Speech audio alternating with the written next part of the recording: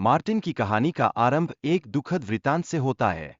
जन्म के समय उसके जीवन में एक गहरा शून्य था, जब उसकी मां उसकी गोद में नहीं थी। इस कठिनाई के बीच में उसके बॉस ने उसे गोद लेकर एक नया जीवन दिया। उन्होंने उसे बेहतरीन संसाधनों से लैस किया, जिससे मार्टिन अपने सपनों को साकार करने का मार्ग प्रशस्त कर सका। जैसे जैसे समय बीतता है, मार्टिन की बुद्धिमत्ता और शारीरिक विकास उसे अन्य बच्चों से अलग बना देते हैं। उसकी तेज सोच और अनूठी क्षमताओं के कारण वह न केवल एक सामान्य बच्चे की तरह प्रस्तुत होता है, बल्कि एक अद्वितीय प्रतिभा के रूप में पहचाना जाता है। ये विशेषताएं उसे अपने आसपास के लोगों के लिए एक आकर्षण का स्रोत बनाती है। हालांकि मार्टिन की खुशियों में एक दुखद मोड़ आता है। वह अपने प्यारे कुत्ते के साथ एक गहरा बंधन बनाता है, लेकिन वैज्ञानिक प्रयोगों की विश्वसनीयता पर सवाल उठने लगते हैं। कुत्ते को खोने का अनुभव मार्टिन के लिए अत्यंत दर्दनाक होता है, जिससे उसकी दुनिया में अंधकार छा जाता है। फिर एक दिन मार्टिन ने टेलीप मशीन का सफलतापूर्वक प्रयोग किया, जिससे उसने एक टेलीफोन डिवाइस को स्थानांतरित कर दिया। इस सफलता ने उसे आत्मविश्वास दिया और वो अपनी खोज में नित नए आयाम खोजने की कोशिश करने लगा। अपने आविष्कारों के प्रति उसकी जिज्ञासा और बढ़ गई। इसी दौर में मार्टिन ने बेथ नाम की एक सहकर्मी से दोस्ती कर ली। बेथ उसकी खोज में न केवल मदद करती थी, बल्कि दोनों एक दूसरे के अनुभवों को साझा कर गहरे संबंधों के बंधन में बंध गए। उनकी दोस्ती ने मार्टिन को उस कठिन समय में सहारा दिया, जब उसकी दुनिया में कई बदलाव आ रहे थे। एक दिन मार्टिन ने बेथ को अपनी रिसर्च लैब में बुलाया और टेलीप मशीन दिखाते हुए एक कैक्टस का प्रयोग किया। हालांकि इस प्रयोग के परिणामस्वरूप पौधे की संरचना में असामान्य परिवर्तन आया। इस घटना ने उसे चिंतित कर दिया, जिससे उसने वैज्ञानिक प्रक्रिया की गंभीरता को समझा। जैसे जैसे प्रयोग जारी रहा, मार्टिन को यह एहसास हुआ कि जीवित प्राणियों को टेलीप करने की प्रक्रिया में स्कैनिंग अत्यंत महत्वपूर्ण है। यह न केवल सुरक्षा सुनिश्चित करती है, बल्कि उसके शोध को भी आगे बढ़ाती है। इस अनुभव ने उसे अपने शोध में अधिक जिम्मेदारी लेने की प्रेरणा दी।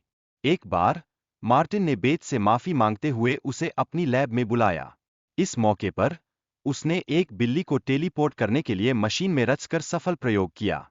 यह सफलता उसके लिए एक नई दिशा में कदम बढ़ाने का अवसर बन गई, लेकिन इसके साथ ही उसे इसके परिणामों की चिंता भी होने लगी। हालांकि उसके शरीर में अजीब बदलाव आने लगे थे, जो उसे परेशान करने लगे। डॉक्टर्स ने उसकी स्थिति को नजरअंदाज किया, परंतु मार्टिन ने खुद की जांच करने का निर्णय लिया। यह जांच उसके लिए आत्मखोज का एक सफर बन गया, जिसमें उसने अपने अंदर के डर और संवेदना का सामना किया। एक दिन मार्टिन ने अपने बॉस के सामने अपनी भावनाएं व्यक्त कीं, और इसने उनकी स्थिति को और भी जटिल बना दिया।